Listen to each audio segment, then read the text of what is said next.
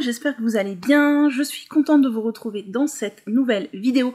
On est reparti pour une semaine de blabla ensemble, où je viendrai un nombre aléatoire de fois blablater devant ma caméra. Nous sommes le lundi 7 octobre, et il fait excessivement gris. Je pense qu'il fait encore à peu près jour pour avoir une luminosité assez correcte. J'ai fait en sorte de filmer pas trop tard parce qu'à mon avis, le jour ce soir va tomber très rapidement.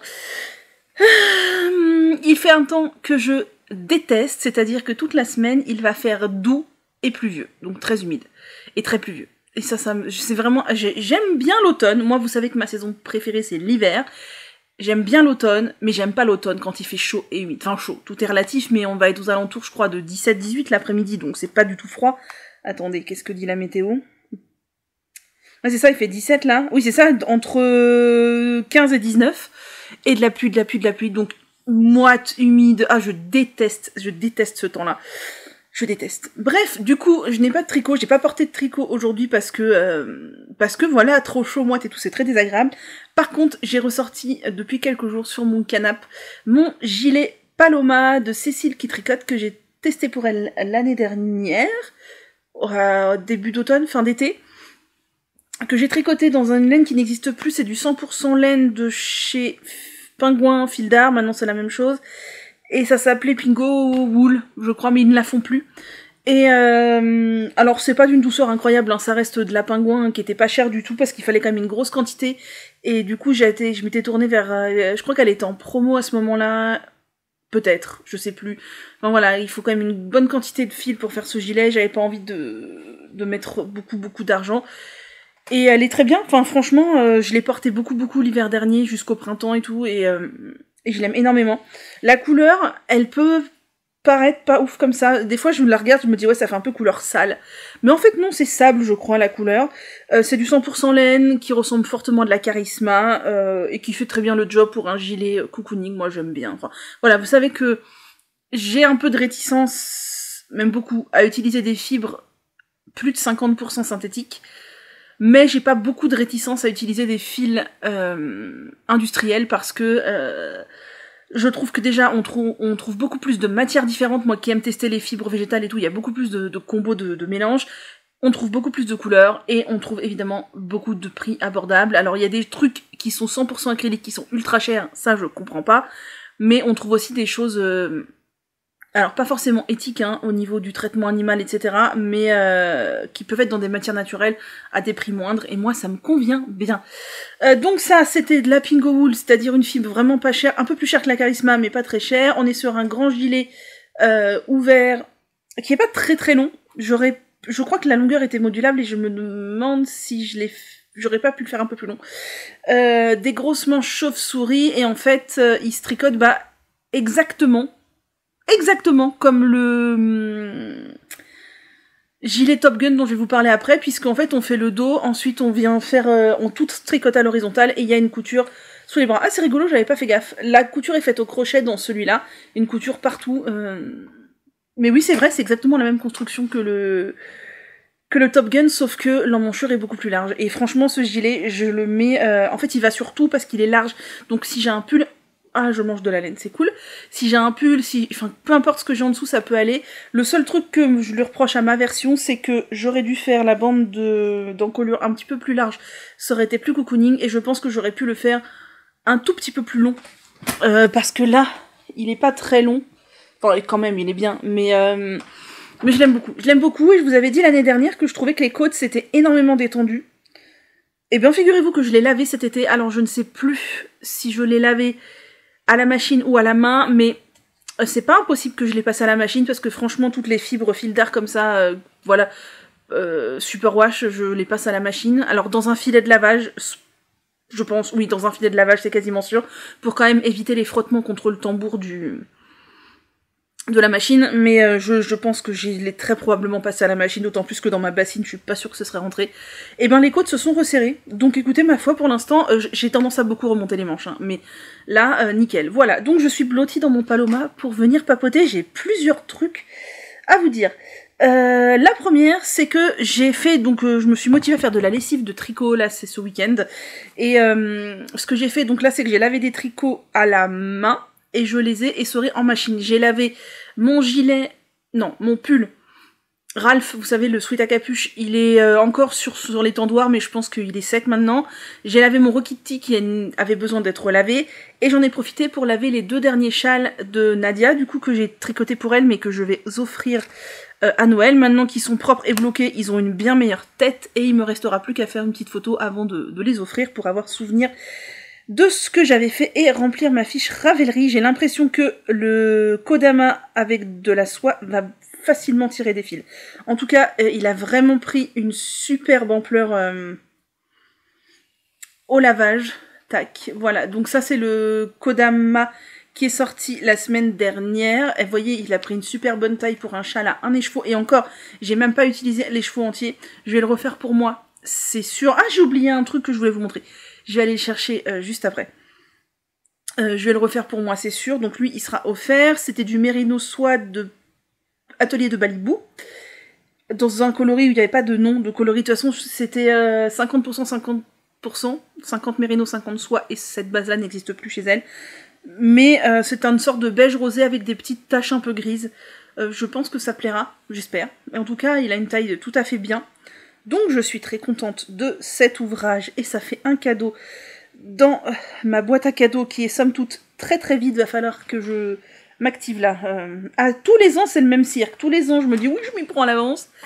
Et tous les ans c'est pas le cas. Va falloir vraiment que j'essaye de l'année prochaine de me forcer à faire je sais pas un cadeau par mois, un truc. Mais voilà. Et le deuxième, je vous montre parce que je crois qu'il sort cette semaine. Chez Nadia normalement faut pas montrer l'objet fini avant... sa parution, l'objet est totalement fini avant sa parution, mais je crois qu'il sort cette semaine. Donc, vous verrez cette vidéo, soit il sera tout pile sorti, soit il sortira juste après le week-end, donc bon, voilà. C'est le Mini Cozy, qui est un châle en déca, que moi j'ai tricoté cet été, vous m'avez vu le tricoter, pendant les Jeux Olympiques, je crois.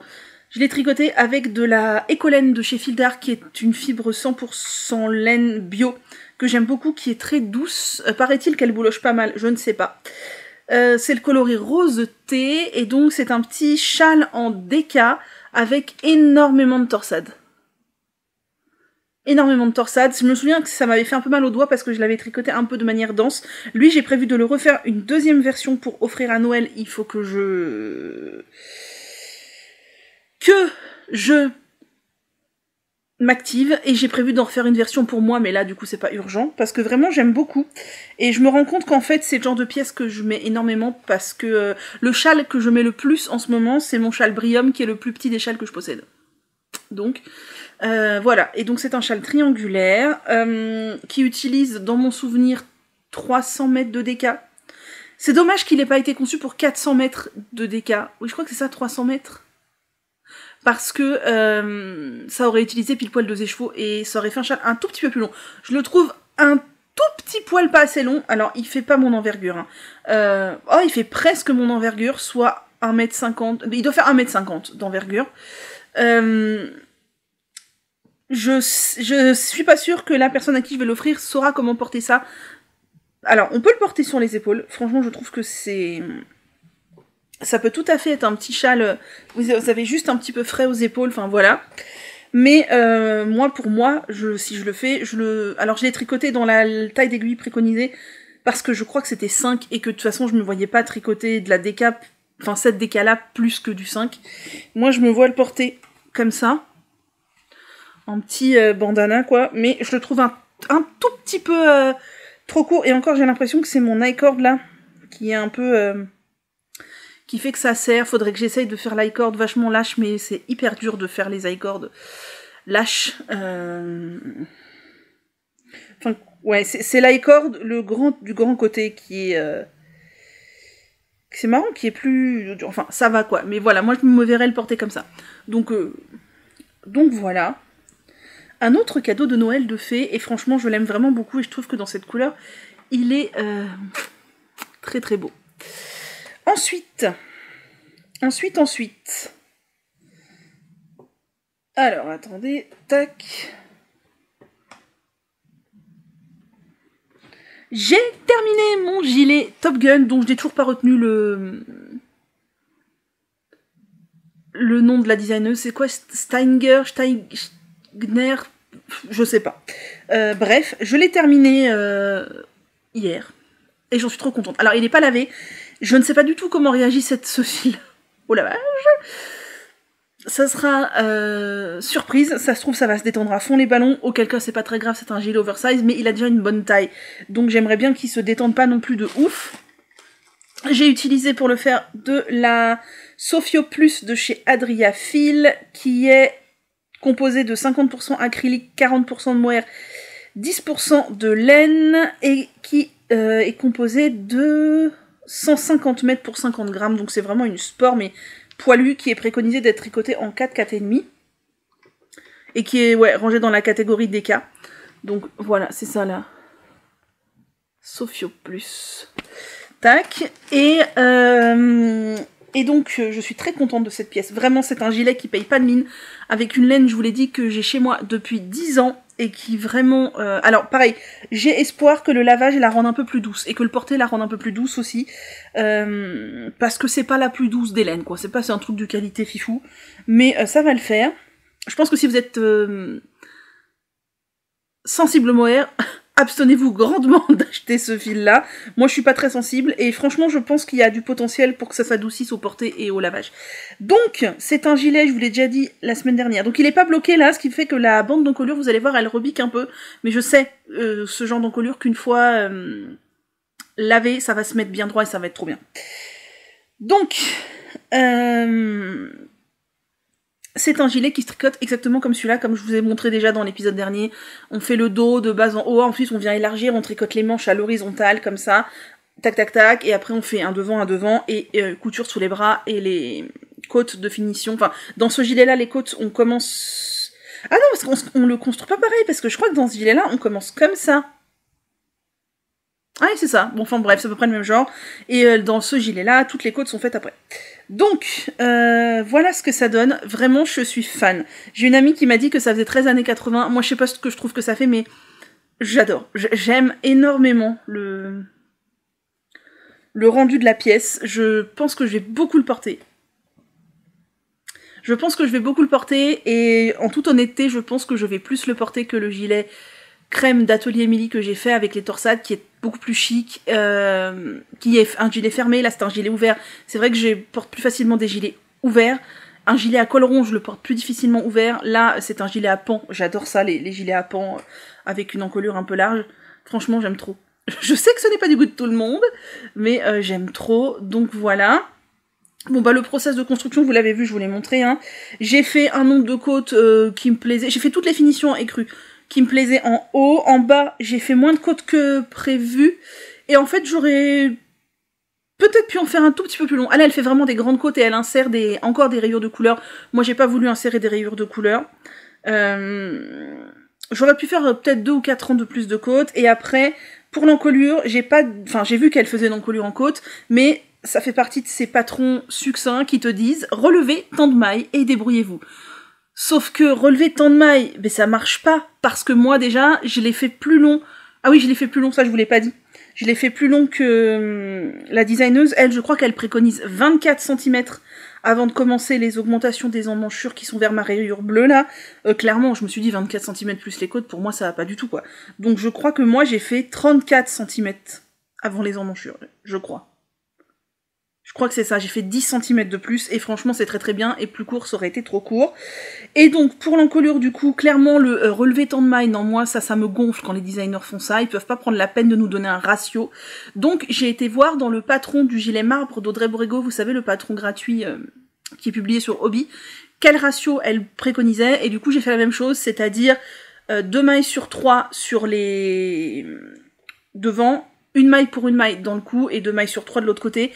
Peut-être que j'aurais pu relever un tout petit peu plus de mailles, mais il faut que je vois au blocage comment ça se positionne, parce que pour l'instant la bande d'encolure rebique un petit peu parce que bah on a l'impression qu'il n'y a pas assez de mailles relevées, mais j'ai fait des côtes de 2 partout, je crois que c'est ça qui est préconisé, mais moi j'aime bien les côtes de 2. Et je sais que ça se détend beaucoup les côtes de 2. Donc Voilà. Pour ce qui est du rabat, forcément, c'est toujours posé la même question, comment rabattre des côtes 2-2. Là, il fallait que ce soit élastique de partout pour que les poignets je les passe, pour que le bas ça aille et pour que l'encolure elle se détende. Du coup, je me suis pas cassé la tête. Alors, je sais que l'une d'entre vous m'a dit que je ne sais plus qui avait fait un très bon tuto pour rabattre des côtes 2-2, mais j'ai tout oublié, et le lien, et le tout. Du coup, moi, ce que j'ai fait, c'est que j'ai fait, je crois, exactement comme sur le gilet marbre. Alors, la finition, elle est pas oufissime à regarder, mais comme ce sera tendu de toute façon, c'est pas hyper grave. J'ai fait en fait un rabat où sur les mailles endroit, enfin avant de rabattre chaque maille endroit, je fais un jeté, vous savez, comme le Jenny Surprisingly Stretchy Bind Off, ce qui donne de l'élasticité au rabat, et les mailles envers, je les ai rabattues sans jeter en fait. Donc du coup ça fait un demi Jenny Surprisingly, mais au lieu d'être une maille sur deux, c'est 2 mailles sur 4. À chaque fois qu'il y avait une maille en droit, j'ai rajouté un jeté. À chaque fois qu'il y avait une maille envers, je n'ai pas rajouté de jeté, et je sais que ça me convient bien en termes d'élasticité pour ce genre de finition là, même si esthétiquement il y a mieux. Mais est-ce que c'est un gilet très esthétique ? En tout cas, je suis hyper contente de l'avoir fait, et ce que je voulais vous dire, oui, c'est que le patron est gratuit sur Ravelry, il est en anglais, il est succinct. Si c'est votre premier ouvrage en tricot, oublié. Si c'est votre premier gilet en tricot, oublié. Il faut pas mal se débrouiller tout seul quand même. C'est pas difficile, mais il faut se débrouiller tout seul.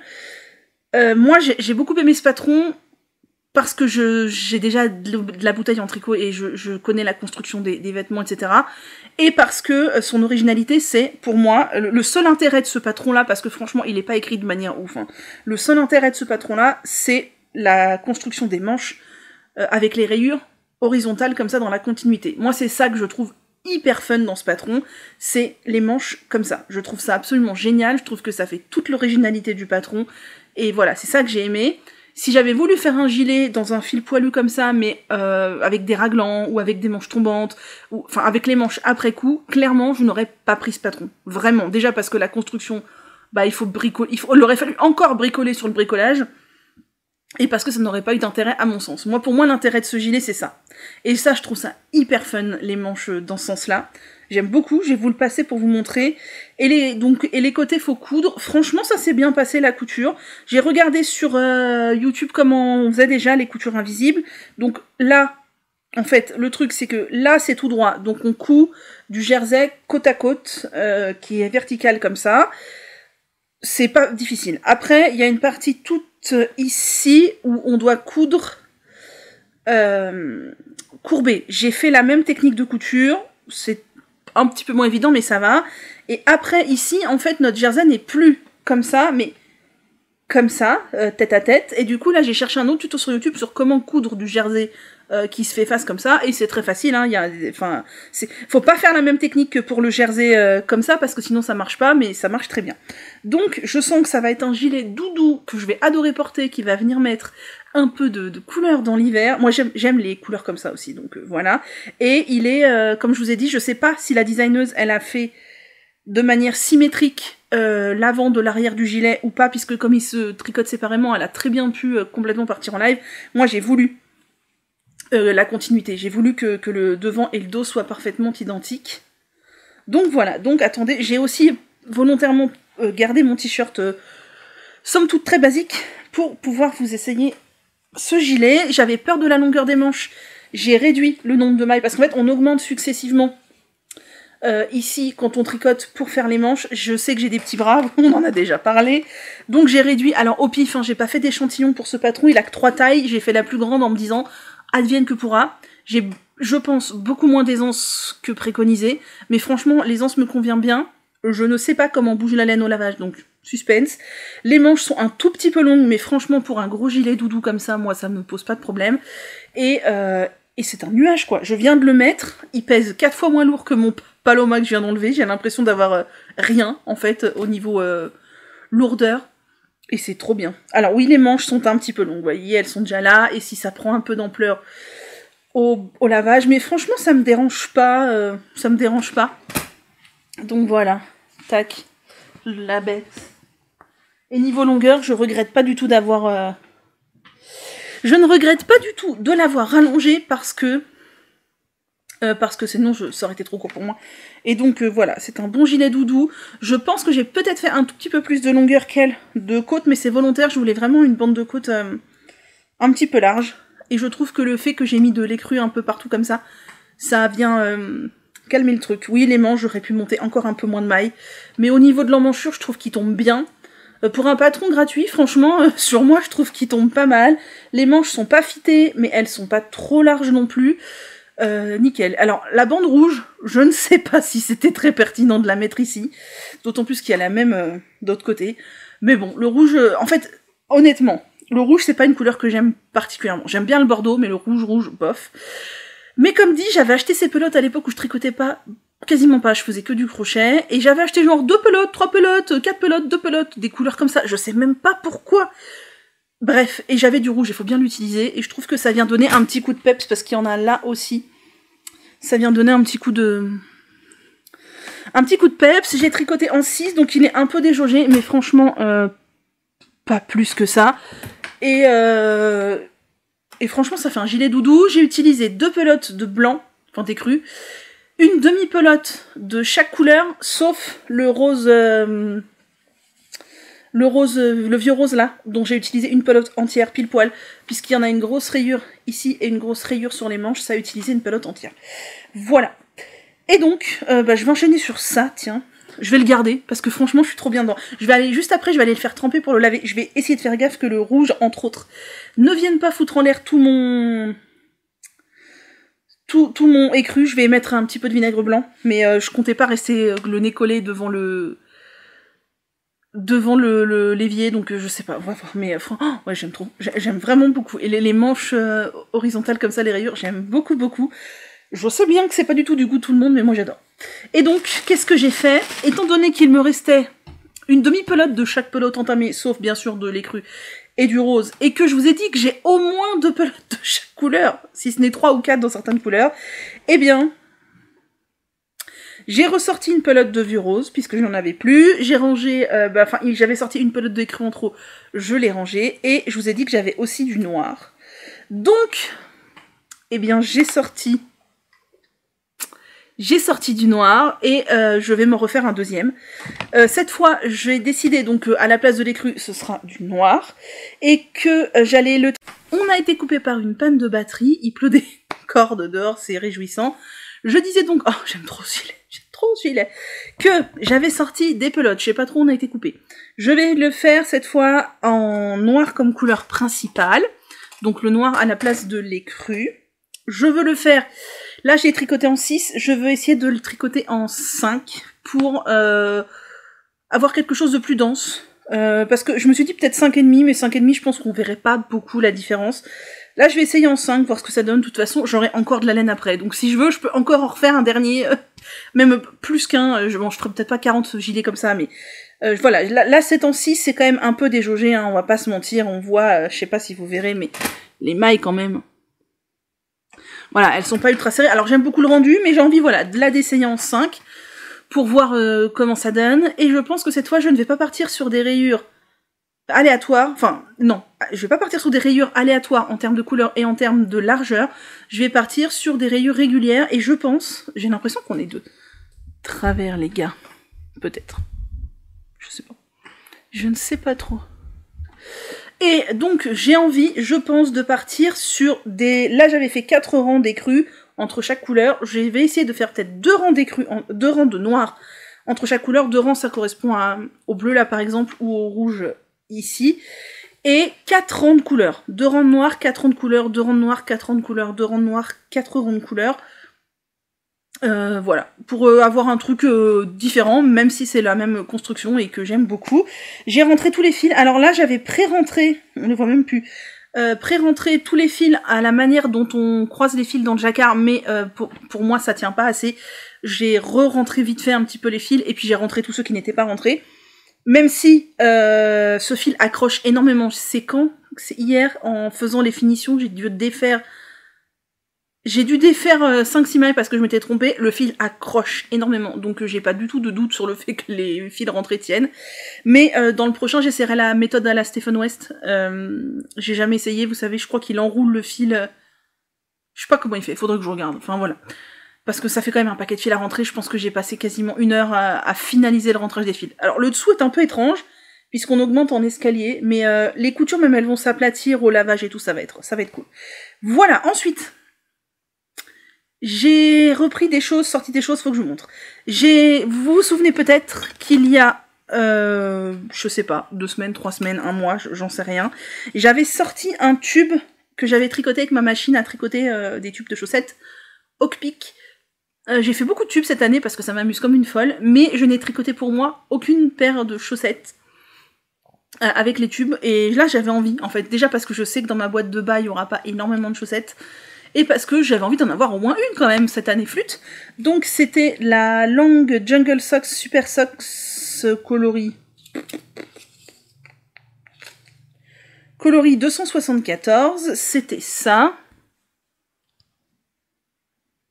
C'est une pelote de 100 grammes, donc j'avais divisé ma pelote de 100 grammes en 2 cakes de 50 grammes, et j'avais fait 2 tubes. Il y a un tube que j'ai offert à une amie, l'autre je l'avais gardé, et donc j'ai coupé le tube en 2. Le hasard fait que ça fera des chaussettes identiques. Moi je suis pas du tout psychorigide sur le fait d'avoir des chaussettes identiques, mais là, le hasard des répétitions de couleurs et tout fait que j'aurai des chaussettes identiques, mais c'est très très cool, ça sera très beau, mais c'est le hasard quoi. Donc voilà, j'ai commencé. Ça sera arc-en-ciel, mais si c'est pas merveilleux de l'arc-en-ciel. Donc j'ai commencé, j'ai fait les côtes des deux, donc j'ai rattrapé les mailles. Alors il y avait un rang peut-être de différence ou quoi, j'ai fait en sorte que ça tombe sur le même rang évidemment. J'ai fait les côtes, là j'ai remis les aiguilles sur celle-ci pour faire les pointes. Là j'ai commencé la pointe, parce que je fais une pointe arrondie, et donc les pointes arrondies je les commence par 4 rangs de jersey en droit tout classique. Donc j'ai fait 4 rangs, et voilà, et après il faudra faire donc la pointe de l'autre. Et les talons, pour le talon, j'hésite beaucoup à faire un talon classique, après coup évidemment, ou aller chercher sur internet la vidéo de Claude Tricot sur le talon morphologique. Je sais pas, j'ai envie d'essayer pour voir ce que ça donne. C'est très moche vu dans la chaussette comme ça, mais apparemment c'est super. Ou alors j'hésite à moi me faire un talon classique parce que généralement ça me va, et à prendre un autre tube, parce que des tubes j'en ai fait plein. J'en ai offert, j'en ai gardé dans le but d'en offrir encore ou de me faire d'autres chaussettes, enfin bref. Et peut-être que je pourrais essayer le talon morphologique sur un tube pour mon papa, parce que je pense que ça lui irait bien. Peut-être que moi je vais faire des talons classiques, et lui des talons morphologiques, et pour le contraste en noir, j'ai tout simplement pris un noir que j'avais en stock, à savoir que c'est de la Lana Grossa Myland White, voilà, noir. Noir tout simplement, et j'avoue c'est cool, c'est un petit tricot nomade, facile, rapide, enfin c'est cool. Ensuite, j'ai aussi repris autre chose. Après j'ai envie de reprendre mes chaussettes, je vous ai dit, ah oui, et un autre truc que je vais monter aussi, et puis les cadeaux de Noël. Il faudrait que je me reprenne la crèche au crochet, mais comme je l'ai rangée, ça c'est fatal, je ne sais même pas où est le sac à projet, je la vois plus, du coup elle n'existe plus.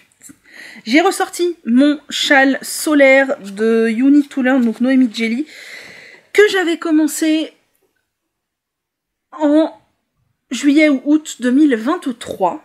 C'était un cal mystère d'un châle à un écheveau. J'avais très envie de le faire parce qu'un châle à un écheveau c'est cool. Et pour ce faire, j'avais même pas vu qu'ils étaient embossés. Elles sont embossées les étiquettes de Ars Natura, c'est canon. Pour ce faire, j'avais acheté un écheveau chez Ars Natura. Mais qu'est-ce qu'il pleut, mon dieu. Chez Ars Natura. Voilà. Et donc j'avais pris du 100% Merino non superwash, parce que pour le châle, il voulait un truc qui gonfle et tout. Et c'est du 400 mètres pour 100 grammes en fingering. Donc on avait eu les indices mystères, ça c'était... Oui Manu, bien sûr, 3, pas 4. C'était en 3 indices.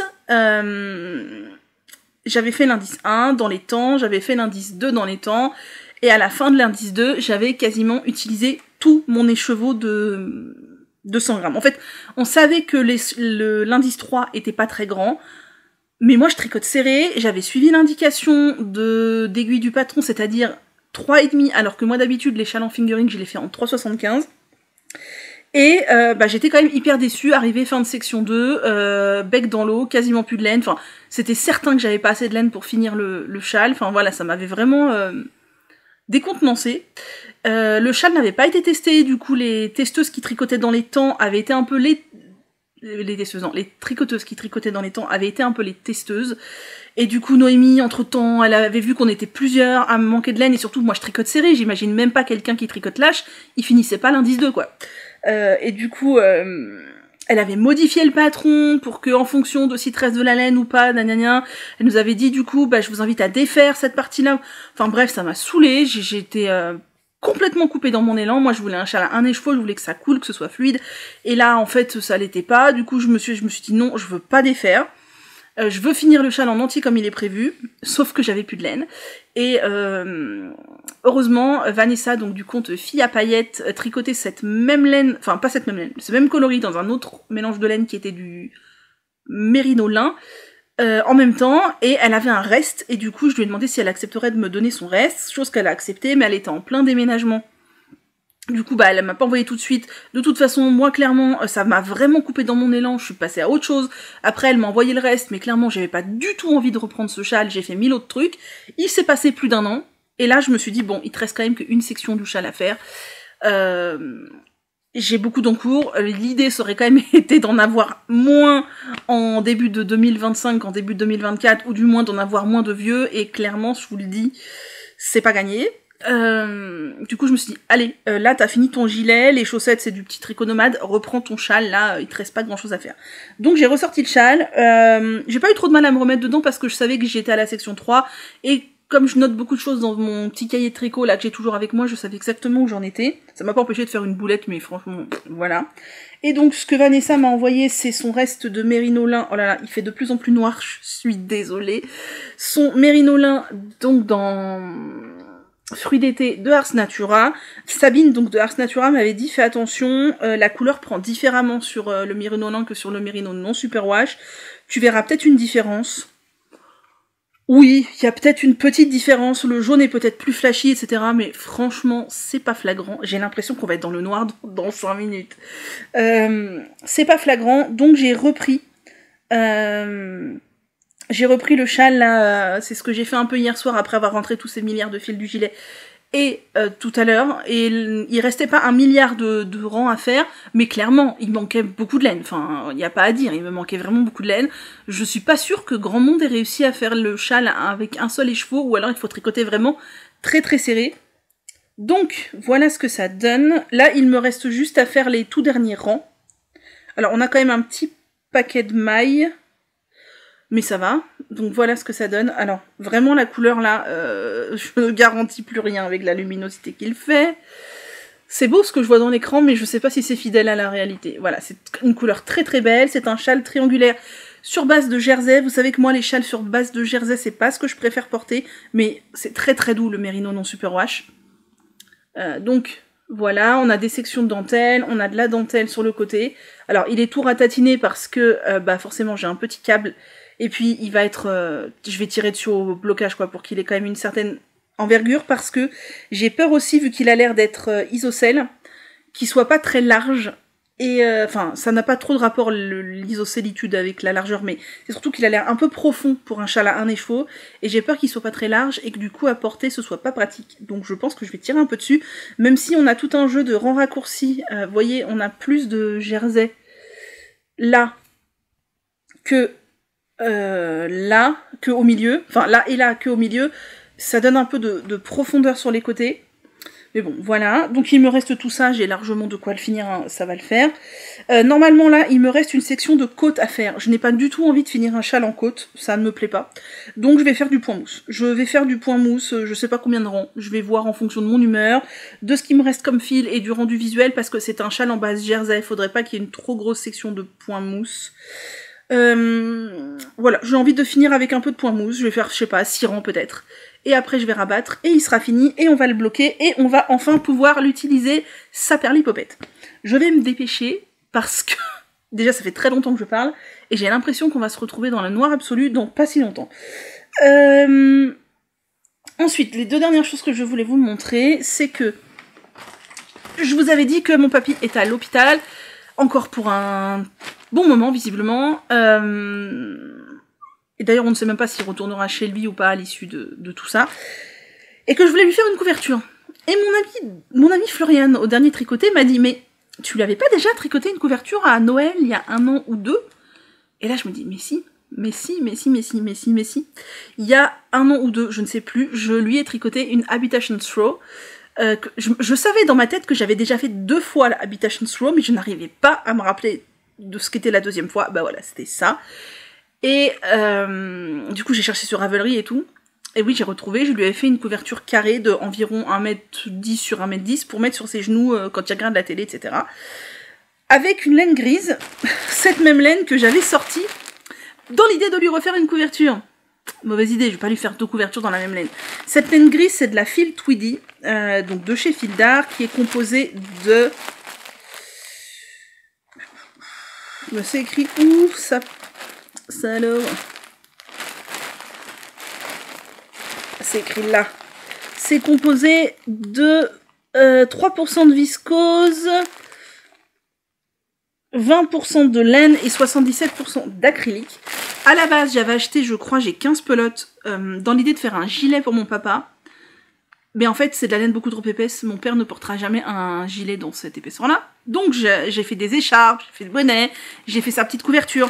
Mais je vais pas lui refaire une couverture dans cette couleur-là. Enfin, voilà, je vais ranger ma laine pour une autre occasion.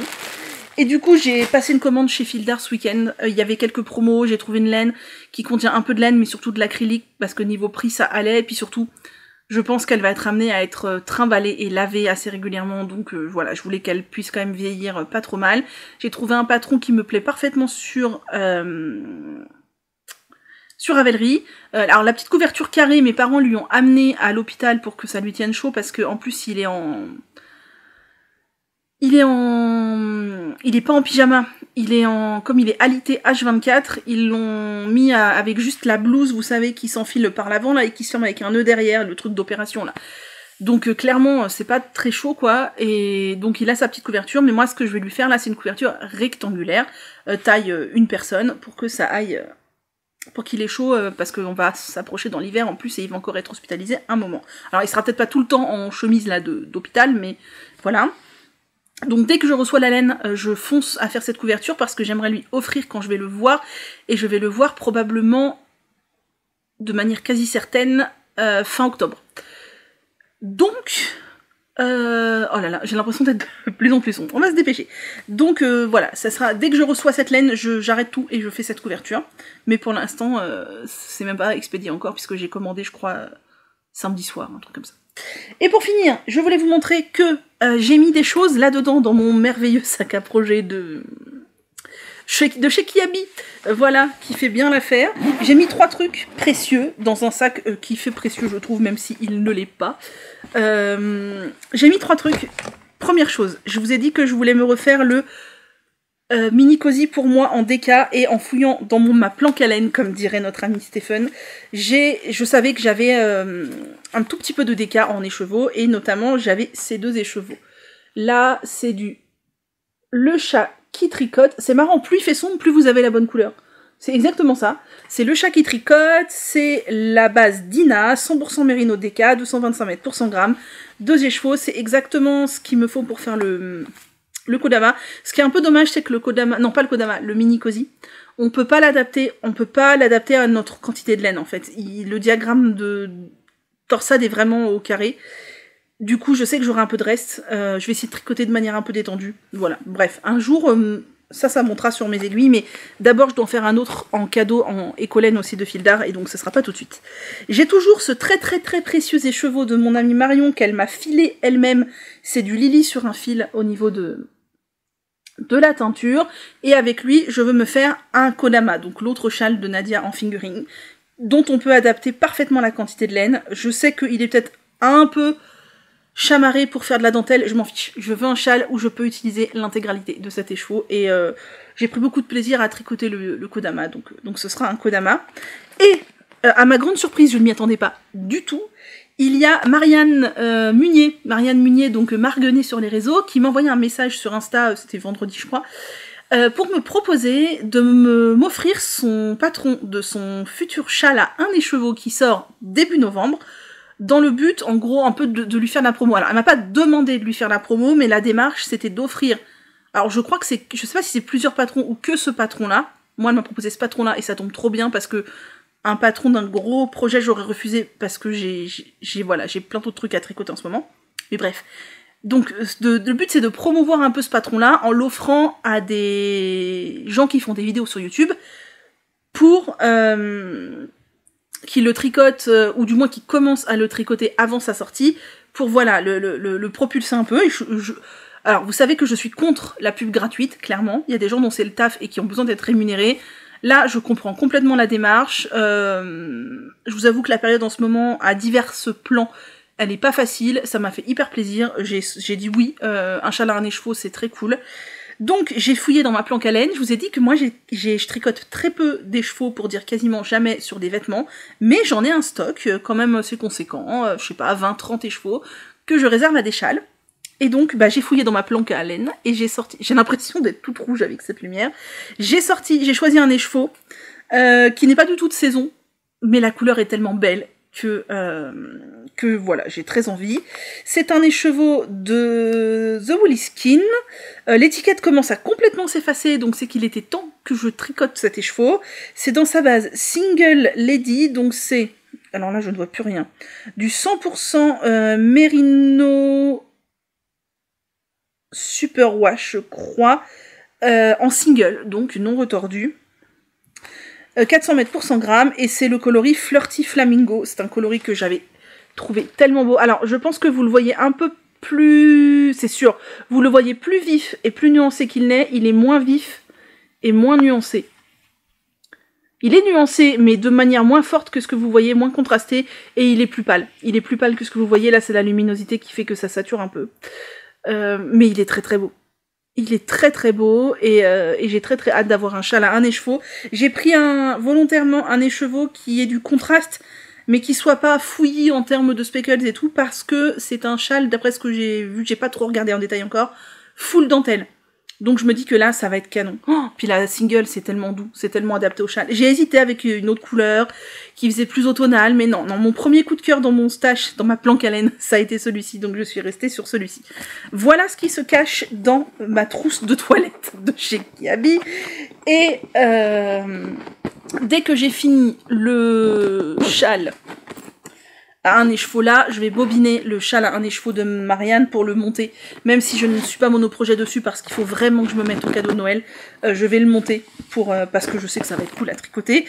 Et mon amie Nolwenn qui l'a testé pour Marianne le trouve tellement bien qu'elle en est à sa 3e version. Donc je ne doute pas de la qualité et de la beauté de ce châle. Voilà, c'est tout. Dis donc, qu'est-ce que j'avais comme truc à dire ?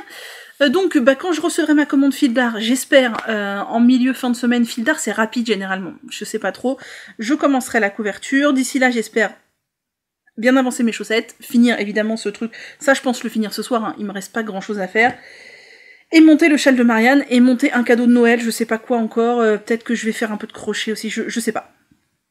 Je ne sais pas. Voilà.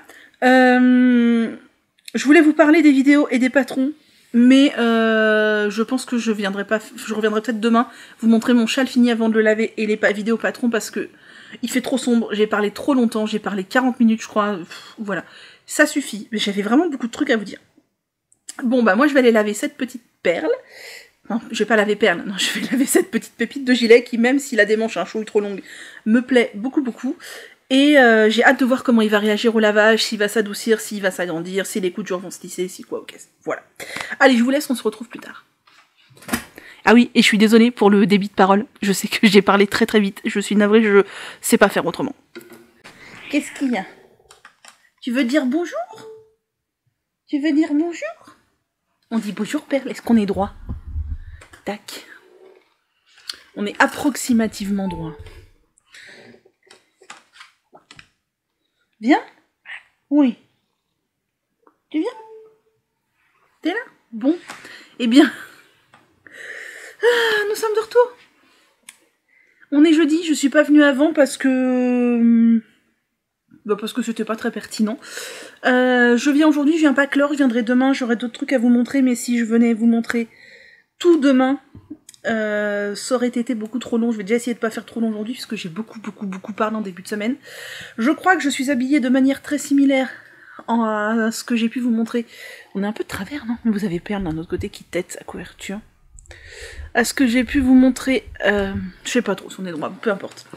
En début de semaine, puisque j'ai encore un t-shirt noir avec mon Paloma que je viens d'enfiler, parce que je vous ai dit, cette semaine, il a fait un temps très bizarre, il a fait beaucoup de pluie, mais il a fait un peu chaud. Clairement, j'ai été en t-shirt toute la semaine, moi, et je mettais un gilet tricoter ou non, quand il fallait. Et là, en l'occurrence, dans la maison, ce soir, là, jeudi soir, j'ai un peu froid, je suis fatiguée. Donc, j'ai mis mon Paloma. Alors, peut-être que j'avais un t-shirt col V lundi, là, j'ai un t-shirt col carré. J'ai toute une panoplie de t-shirts noirs, c'est très très pratique, les t-shirts noirs, à manches courtes, à manches longues, ultra pratique.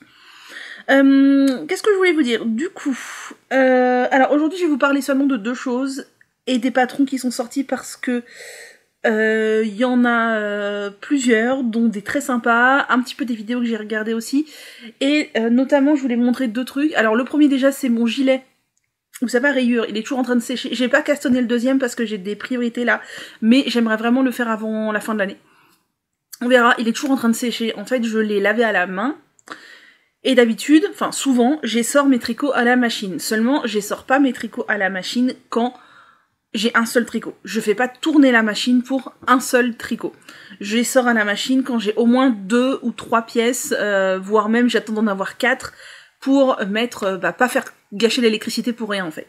Là, comme j'avais que le gilet, j'ai dit non, je ne les sors pas à la machine. Alors pour ceux qui me demandent, parce que j'ai souvent des questions, moi quand j'essore à la machine, j'essore à 1200 tours.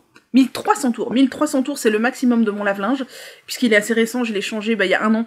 Et j'avais pris un modèle qualitatif, non fabriqué en Chine, assez économique en énergie, tout ça. Enfin, voilà, bref, on s'en fout. C'est un Electrolux. Et avant j'avais eu pendant 12 ans un premier prix de chez Conforama et qui avait très bien fonctionné aussi, hein, mais qui devait consommer beaucoup plus.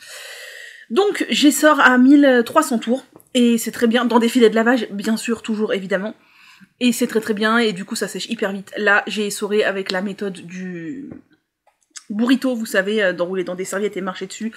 Clairement, ça enlève de l'eau, mais ça n'enlève pas du tout toute l'eau. Et là, le truc, il est... ça doit faire... Oh, combien de temps? Depuis lundi. Je crois que je l'ai lavé lundi soir après vous l'avoir montré. Ouais, c'est ça, et on est jeudi. Je l'ai laissé donc de lundi soir jusqu'à mercredi soir sur le tapis de blocage. Alors je l'ai pas épinglé, mais je l'ai bien posé pour que la bande d'encolure elle ait bien la même taille que le gilet, etc. Et il était, je dirais, 60% sec mercredi soir, et j'en avais trop marre d'avoir le tapis de blocage au milieu de ma cuisine. Donc j'ai pris délicatement le gilet, je l'ai posé sur mon étendoir. Là, il est toujours sur l'étendoir, et il est toujours pas sec, je dirais qu'il est à 85% sec, mais pas sec, il est encore humide. Donc de toute façon, vu le taux d'humidité dans l'air depuis 1 semaine, c'est pas très étonnant. Donc je vous le montre pas, puisqu'il est pas sec. Et il est vraiment encore trop humide pour être manipulé.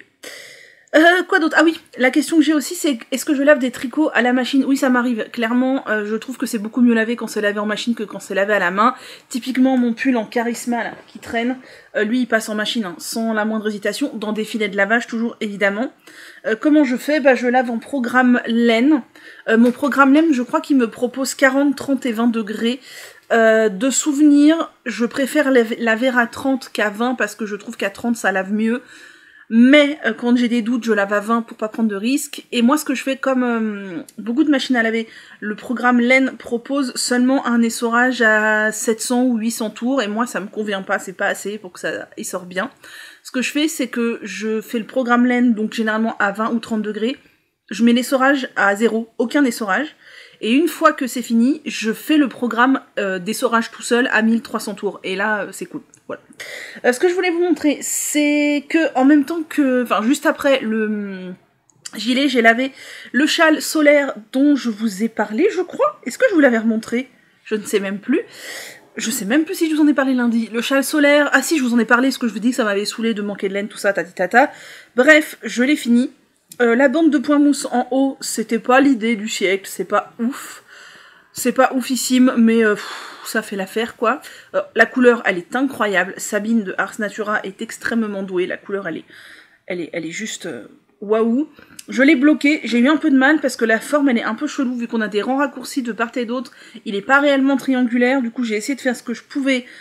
De 1 pour que la dentelle se révèle, de 2 pour qu'il soit quand même bien pointu, et de 3 pour qu'il soit quand même assez large. Alors, clairement, ma bande de point mousse... alors, j'ai fait un rabat classique, parce que je savais pas du tout comment rabattre du point mousse, mais j'ai pris un numéro d'aiguille bien supérieur. Donc, mon rabat est bien souple, mais vous voyez, ça bagote, parce que ma bande de point mousse, au final, elle est plus large que ma bande de jersey en dessous.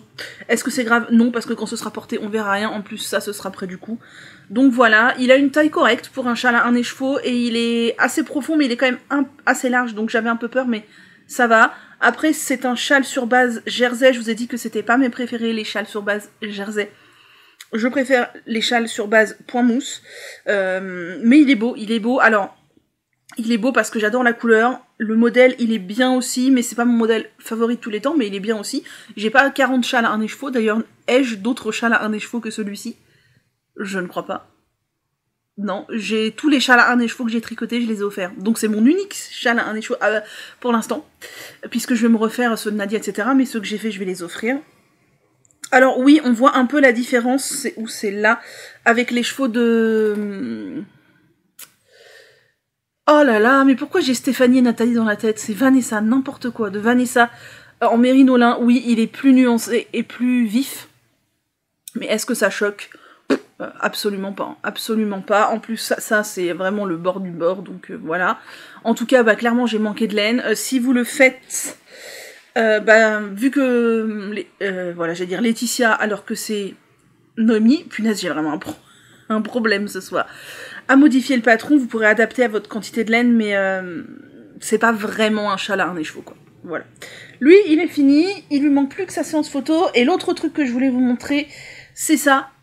J'ai repris le sac de Cécile qui tricote, vous savez que je teste pour elle, qui sortira au printemps prochain, et j'ai fini la partie principale, et ce que je vais faire, c'est que je vais la laver et la bloquer pour qu'elle ait vraiment une belle forme, avant de faire en fait ce qui sera les deux côtés, et puis les anses, mais ça les anses c'est vraiment un accord de... voilà, mais les deux côtés en jersey, pour que ça il ait vraiment une très jolie forme, qu'il soit bien plat et tout, mais alors ça c'est du fil ribbon, vous savez... du fil en t-shirt là. Donc ça va mettre 6 milliards d'années à sécher. Donc je vais le mettre à laver là, je pense ce week-end. Et il faudra, à mon avis, au moins une semaine pour qu'il soit sec. Parce que, vu l'épaisseur du truc, je pense que nous ne sommes pas sortis de l'auberge. Voilà. Et pour finir, bon ce téléphone, cette prise m'énerve. Bref, aucun rapport. Donc, la dernière fois, je ne vous ai déjà pas parlé des patrons, et il y en avait, et j'en ai repéré d'autres à nouveau. Et il pleut encore. Bah oui, pour changer. Pourquoi pas? Pourquoi pas? Ah oui, je voulais vous dire aussi, j'ai expédié le premier colis du Heartwarming Cal, là, tout à l'heure. J'ai été le porter au point relais. Donc, ça y est, c'est fait. Le premier carton est parti. J'expédierai le deuxième dans une semaine pour pas que Nathalie, elle ait 2 gros cartons à prendre d'un coup. Et pour pas aussi que son point relais se trouve encombré de 2 gros cartons d'un coup. C'est pas très cool. Le premier colis faisait un tout petit peu moins de 5 kilos. Le deuxième sera plus lourd puisqu'il est plus gros et il y a plus de bonnets à l'intérieur. Là, j'ai envoyé 60 bonnets. 60 bonnets, ça fait un petit peu moins de 5 kilos dans le carton que j'ai fait. Il était bien rempli, le carton. J'espère qu'il va bien arriver. Ça serait un peu les boules s'il n'arrivait pas. Voilà. Heureusement que j'ai expédié en mondial relais et par la poste parce que sinon, ça m'aurait coûté un bras. Là, j'ai payé, pour ceux qui se demandent, 13 €. 13 € le carton de 5 kilos. Et donc, le prochain carton, je pense qu'il fera 6 ou 7 kilos. Et donc, je sais pas, ce sera peut-être 15, 16, 17 €, je ne sais pas. Voilà, pour le petit point Heartwarming Cal, et après j'aurai de la place dans mon salon. Alléluia. Alors, au niveau des patrons, où est-ce que c'était? C'était là. Alors, je vais vous faire les patrons, tous les patrons d'un coup, puis les vidéos. Mais les vidéos, j'ai pas actualisé aujourd'hui, mais c'est celle dont je ne vous ai pas parlé lundi, qui déjà... était conséquente. Il y a Eleanor Mortensen qui a sorti le Jules, je ne sais pas comment on dit. Ah ouais, je me suis pas poussée. Mais vraiment, ce soir, ça va pas. Hein. Qu'est-ce qu'il m'arrive? Attendez, j'étais sûre que je voulais vous dire un autre truc avant ça. Vous m'avez laissé beaucoup de messages, j'ai vu sous mes dernières vidéos. Notamment pour me dire que vous aimiez beaucoup le pull à capuche. Moi aussi, je suis super fan du pull à capuche. Il sort, je crois, ce week-end pour le Knit It, donc vous pourrez le retrouver sur le site d'Aurélie Lapoule, qui ne met toujours pas ses patrons sur Ravelry. La décision lui appartient. Je trouve ça dommage personnellement, mais après, c'est son choix. Et qu'est-ce que vous m'avez dit d'autre aussi? Vous m'avez dit de ne pas arrêter à cause des Vlogtober. Vous êtes extrêmement nombreux à m'avoir dit de continuer les vidéos, malgré les Vlogtober. Je vais continuer les vidéos. Oui, je vais pas arrêter, hein, mais c'est juste que tous les ans, ça me questionne un peu. Et par contre, il y a juste une interrogation sur samedi pas... Donc là, on sera le je ne sais pas combien. Après, on sera le je ne sais pas combien. Et la fois d'après, on sera genre le 26. Un truc comme ça. Et je serai en famille. Et donc, sur l'espace d'un grand week-end. Et je ne sais pas si j'aurai l'opportunité, en fait, de finir le vlog. Et surtout de le monter. Qu'est-ce que tu fais, Perle? Ok. Donc... On en reparlera, mais si jamais vous ne voyez pas venir de vidéo le 26, un truc comme ça, c'est que je ferai une vidéo sur 2 semaines, alors qui sera probablement bien trop longue, mais voilà, si j'ai pas si c'est compliqué pour moi de venir finir la vidéo et la monter, je le ferai pas. Mais ça veut pas pour autant dire que je suis morte, que quoi, ok, c'est juste que je serai en famille. Et par contre, il y a des vidéos hors série, inspiration ou dans mon dressing qui sont déjà filmés, déjà montés et déjà programmés sur YouTube pour, je crois, jusqu'à mi-novembre. Donc, de ce côté-là, même si, je sais pas quoi, vous auriez ça au moins, mais non, ne vous inquiétez pas. Bref, attendez, j'étais sûre que je voulais vous dire un autre truc aussi. Ah oui, dernier truc. Oh, c'est compliqué, hein. Vous êtes plusieurs à m'avoir souhaité bon rétablissement pour mon papy, je vous remercie, du coup je vous donne un peu de nouvelles, même si c'est vrai que je parle pas trop de ma famille ici, mais quand même, c'est pas un secret d'état non plus. Il est toujours à l'hôpital, ça fait maintenant 2 semaines, donc pour ceux qui n'auraient pas suivi, en fait il est tombé chez lui, il a 94 ans, il vivait encore en autonomie chez lui, il avait juste une aide ménagère, mais il a quand même des problèmes de mobilité un peu parce qu'il a beaucoup d'arthrose. Mais il venait tout juste d'avoir une canne il y a pas très longtemps, il y a genre 6 mois, et ça faisait 15 jours qu'il avait décidé d'arrêter de conduire, hein. Donc voilà. Et il est tombé. Il s'est fracturé une lombaire. Voilà. Donc il s'est retrouvé aux urgences. Aux urgences après, il a été en unité... Ah, du petit soleil, ça va recommencer comme dans la précédente vidéo. Il a été en unité d'hospitalisation d'urgence de courte durée pendant 3 jours, quelque chose comme ça, le temps de lui trouver une place ailleurs. À la base, il voulait l'opérer pour lui changer la vertèbre, mais ça se serait passé dans un autre hôpital, potentiellement loin, de manière quasi certaine, pas dans le département, et potentiellement loin. Finalement, ils n'ont pas voulu le déplacer à son âge, ni l'opérer, nanana. Ils ont émis l'hypothèse de lui mettre un corset. Et finalement, ils se sont rendus compte qu'il avait la peau hyper fragile et qu'en fait, il faisait des escarres, des plaies et tout. Et donc, ils ont dit que tant qu'il était couché, le corset, c'était non. Ils ont voulu lui mettre une ceinture lombaire, chose qu'ils ont commencé à faire. Mais en fait, ils l'ont enlevé parce qu'il est toujours alité. À l'heure actuelle, il est hospitalisé en service de... Comment ça s'appelle? Chirurgie orthopédique. Mais, parce que il y a toujours un mais quand tu vas à l'hôpital, il y a 1 semaine, il s'est chopé une bronchite. Donc il commençait à aller un petit peu mieux parce que ça l'a quand même choqué, sous sa chute, l'hospitalisation, tout ça. Il était très fatigué, tout ça. Il s'est chopé une bronchite et du coup, il a été mis un peu sous oxygène avec les lunettes, vous savez, dans le nez. Il a eu des antibiotiques, etc., etc. Il était quand même bien pris. Il a eu de la kiné respiratoire. Suite à quoi, il a fait une décompensation cardiaque parce que ça venait trop pomper sur le cœur, en fait, la grosse bronchite. À l'heure d'aujourd'hui, ça va mieux la bronchite, mais il a toujours des médocs, il a toujours de l'oxygène et il a toujours des traitements pour le cœur. J'ignore si le truc pour le cœur maintenant c'est à vie ou quoi. Enfin voilà, les médecins nous ont dit que le cœur était fatigué, hein, donc il n'y a pas non plus 36... Voilà, il n'y a pas de mystère. Et il n'a plus de ceinture lombaire puisque de toute façon... il sort pas de son lit. Ça fait 2 semaines qu'il n'a pas bougé de son lit. Donc voilà, et là, les médecins attendent que son état général s'améliore, si son état général s'améliore, ce qui n'est pas certain, pour l'envoyer en clinique de convalescence, de rééducation en fait. Mais c'est dans la seule condition où son état général s'améliorerait, ce qui n'est pas certain. Voilà, on n'est pas sur une issue nécessairement optimiste, quoi. Donc, affaire à suivre, voilà. Donc, je disais les patrons, il y a Eleanor Mortensen qui a sorti le Jewel Sweater, qui est un pull avec du jacquard qui me fait penser au pull chardon, là, dont on a parlé la semaine dernière de... Hein, vous-même, vous savez, Jennifer Stangas, que je trouve très joli. Il y a Olga Novitska, que l'on connaît sous le nom de Aradia Toys, qui a sorti un nouveau set de petits amigurumis très très mignons. Le Midnight Swamp, c'est donc une sorcière, un chaudron, une grenouille, une plante carnivore et une maison champignon. C'est vraiment extrêmement mignon. Ensuite, qu'avons-nous? Nous avons Nadia Crétin-les-Chênes qui a sorti le pull Pumpkin Powder, qui est un pull avec des rayures et un petit jeu de dentelle. Elle a également sorti le Mini Cozy, qui est donc le châle en déca que j'ai testé, qui se fait avec à peu près 300 mètres de déca et que je compte refaire pour offrir et refaire pour moi. Mais je vous avais dit, c'était quand je l'ai tricoté, il faut que je fasse gaffe. Si je le tricote trop longtemps de suite, il y a beaucoup de torsades, ça a tendance à me faire mal aux mains. Donc on va y aller doucement, mais il est très cool. Il y a Gabrielle Vézina qui a sorti un très beau pull qui fait très hivernal, je trouve, dans les couleurs qu'elle a choisies, j'aime beaucoup. Il s'agit du Shiver Sweater, qui est un très très beau pull, que je trouve vraiment magnifique. Il y a Tinka Knits qui a sorti une pépite, je trouve, à mon sens. Il s'agit du Besties Hoodie. C'est donc un sweat à capuche. Alors là, sur la photo, vous voyez des enfants, mais en fait, j'ai regardé, il est gradé du 0,3 mois au 6XL. Donc 0,3 mois au 6XL, y a de quoi faire. J'aime beaucoup. Alors lui, il est manche tombante et pas raglant comme celui que je viens de faire. Il a des cordons dans la capuche et le devant de la capuche est croisé, ce qui n'est pas comme celui que je viens de faire.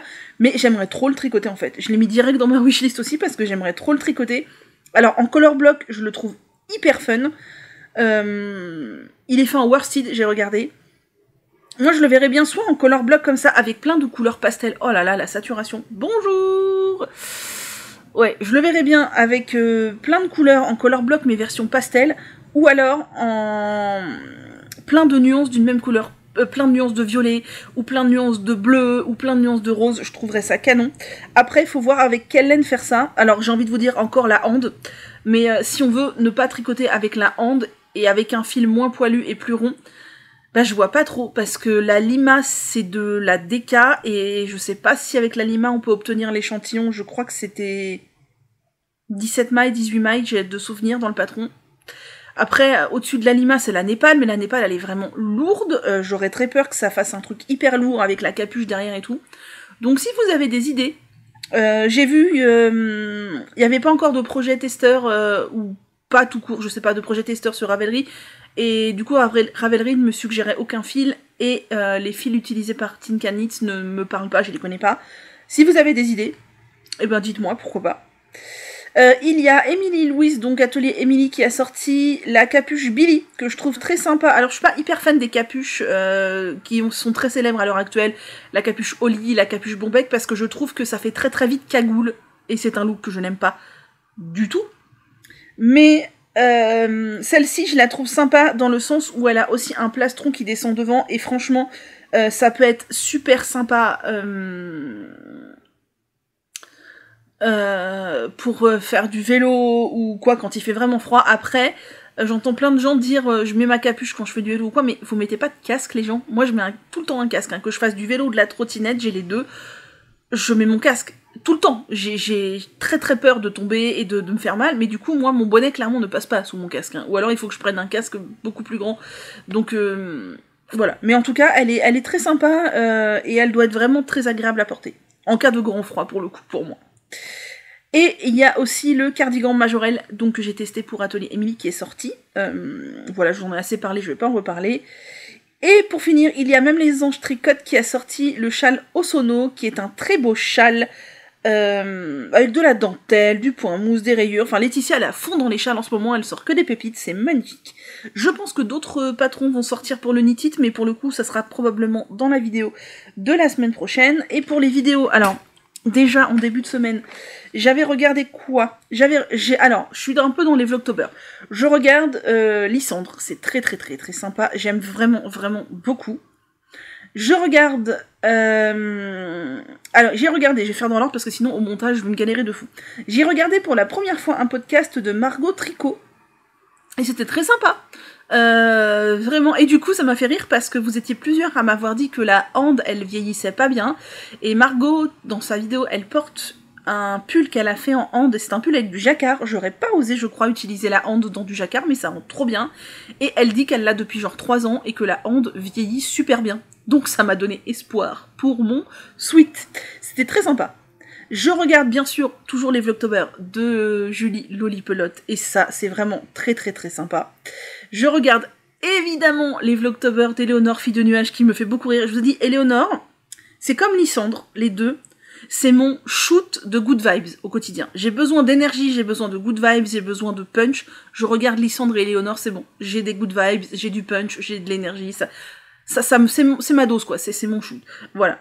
Non pas que Julie n'ait pas d'énergie, mais elle est pas dans la même dynamique. Julie, elle est plus comme moi, plan-plan, mémère, tranquille. Alors que Lysandre et Éléonore, bah, elles sont plus jeunes aussi, hein. Faut dire ce qui est. Ça y va, quoi. Je regarde les Vlogtober de MJ Margeva, et là aussi je suis très contente de la retrouver, ça faisait longtemps qu'on l'avait pas vue sur YouTube et c'est très chouette.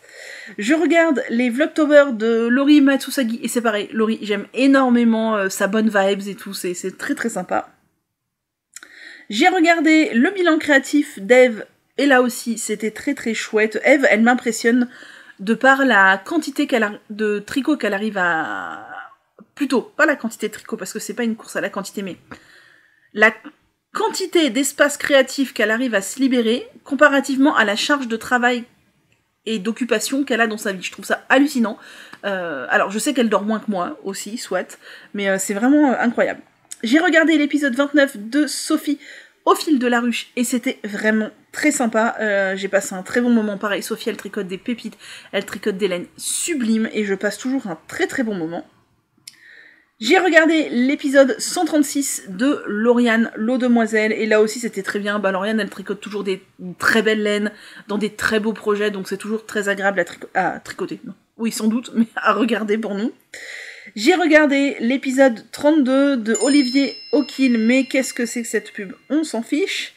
J'ai regardé donc l'épisode 32 d'Olivier O'Kill, et c'était vraiment, vraiment très sympa aussi. J'aime beaucoup Olivier. Alors lui, il est beaucoup plus, on sent, carré dans ce qu'il nous présente et tout. Il n'y a pas 15 000 digressions, blabla, pensées, parasites, mais c'est très, très agréable à regarder aussi. J'ai passé un très bon moment. J'ai regardé le podcast 86 de Christelle Desmailles-moi, et c'était super sympa aussi. J'aime énormément Christelle, et j'ai très très hâte de voir la suite de son Gogo Dynamo de Stephen West, le MCAL. Vraiment, j'ai regardé moi je me suis spoilée puisque je ne le fais pas, donc quand Stephen West sort le nouvel indice, moi je vais à la fin de la vidéo pour voir à quoi ça ressemble. Et franchement, j'ai été voir là le deuxième indice, c'est sorti aujourd'hui, je pense que le châle va être canon, vraiment. Et j'ai regardé pour la première fois, enfin c'est la première fois que je regarde cette chaîne, mais j'ai commencé à regarder les Vlogtober, et vraiment j'apprécie beaucoup Castonland. Alors je ne connais pas son prénom, Caroline peut-être, j'ai peur de dire des bêtises. C'est une petite nana qui a la quarantaine, que je connaissais pas, d'ailleurs qui s'est lancée sur YouTube il y a pas très très longtemps, qui est prof de yoga, c'est une amie de Knit Spirit. Et elle tricote depuis très longtemps, elle tricote depuis quelque chose comme 2017, longtemps.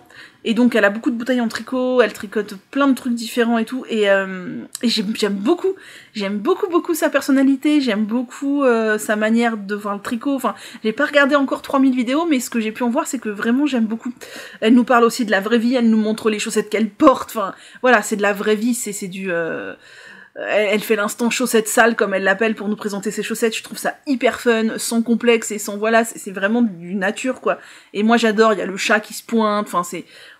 J'aime quand c'est naturel comme ça, quand ça part un peu dans tous les sens, quand elle nous raconte ses péripéties de quand il pleut, de quand elle va faire ses cours de yoga. Elle est prof de yoga. Enfin, voilà, c'est la vraie vie, et je trouve ça... J'aime beaucoup. C'est du tricot ponctué de vraie vie et de naturel, et j'aime beaucoup. Donc, je vous recommande sa chaîne. Castonland, c'est vraiment... moi, ça fait partie des types de personnalités que j'apprécie énormément regarder, parce qu'on est dans la vraie vie sans être dans du voyeurisme, en fait. Elle nous dévoile pas du tout des trucs intimes sur sa vie, mais il n'y a pas du tout non plus cette distance de « je ne vous parle que de tricot et vous ne saurez rien d'autre de ma vie », qui, moi, je trouve, rend les vidéos un peu impersonnelles, et... on a du mal à s'attacher à la personne, en fait, quand elle met cette grande distance. C'est son choix, et je critique pas, mais j'ai plus de mal à m'attacher. En fait, moi je regarde des vidéos surtout pour les personnalités. Bien évidemment, si les gens parlaient de voitures de course ou de jeux vidéo, ça ne m'intéresse absolument pas, je n'irai pas les regarder. Mais parmi l'univers qui m'intéresse, à savoir les loisirs créatifs et plus particulièrement le tricot, je m'accroche plus aux personnalités qu'au tricot que la personne présente en fait. Et là en l'occurrence j'aime beaucoup la personnalité, ses petites péripéties et tout, c'est très chouette. Voilà, assez parlé pour aujourd'hui, cette vidéo va être tellement longue, elle fait déjà plus d'une heure et quelques et il faut que je revienne demain, j'ai plusieurs trucs à vous montrer. My God. Je vous laisse donc et on se retrouve demain pour conclure. On est vendredi, je viens clore dehors. Parce que pourquoi pas. Je crois que cette année, j'ai très peu filmé sur le balcon. Vous me verrez faire la grimace tout le long de cette séquence vidéo parce que le soleil est en train de décliner, du coup, de tourner. De toute façon, chez moi, il est sur le balcon tout l'après-midi, à des horaires un peu décalés en fonction des saisons, mais c'est tout l'après-midi tout le temps, et ce qui est très cool. Je porte un ranonculus. Et comme il fait beau et qu'il fait bon aujourd'hui, j'ai décidé de clore dehors. Voilà, parce que c'est cool aussi. Je vais grimacer, mais vous ne m'en tiendrez pas rigueur. De toute façon, cette vidéo est déjà très très longue, j'ai fait le début du montage. Donc il va falloir aller assez vite parce que le but n'est pas que ça dure 2 heures. Voilà.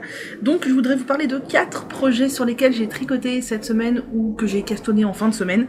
Déjà, je vous avais rapidement montré mon tube à chaussettes. Vous savez, dans la laine de chez Lang, je vous l'ai montré la semaine dernière, je crois, ou en début de vidéo, je ne sais plus. J'avais déjà fait les côtes, et en fait, j'ai tout juste fait la pointe d'une chaussette. J'ai pas fait la pointe de l'autre. Alors, on entend les chiens qui aboient. Ça me gonfle vraiment, les chiens qui aboient, ça fait de la pollution sonore. J'ai fait une seule pointe, et j'ai même pas fait le grafting. Pourquoi? Parce que j'ai fini cette pointe avant-hier soir, à moitié dans le noir, et je me suis dit non, tu ne fais pas un grafting avec de la laine noire dans le noir, même si le geste je l'ai, c'est automatique. J'ai dit tu feras le grafting plus tard, je m'étais dit que je me motiverais à le faire avant de filmer aujourd'hui. Et je l'ai pas fait, et c'est pas grave, je le ferai tout à l'heure ou demain. Voilà, comme ça, ce tube à chaussettes aura une pointe, je ferai l'autre pointe de l'autre tube, et après il faudra faire les talons, et j'aurai une nouvelle paire de chaussettes dans ma boîte de bas, et c'est très cool. Toujours pour continuer dans les chaussettes, vous vous souvenez que c'était quand? En août? Oui, je crois que c'était mi-août. J'avais monté une paire de chaussettes pour mon papa dans la laine de chez Butinette. Donc j'utilise souvent de la Butinette pour lui. Ce sont des pelotes de 100 grammes et du coup, je me casse pas la tête à faire des contrastants ou quoi parce qu'en vérité, il s'en fiche complètement.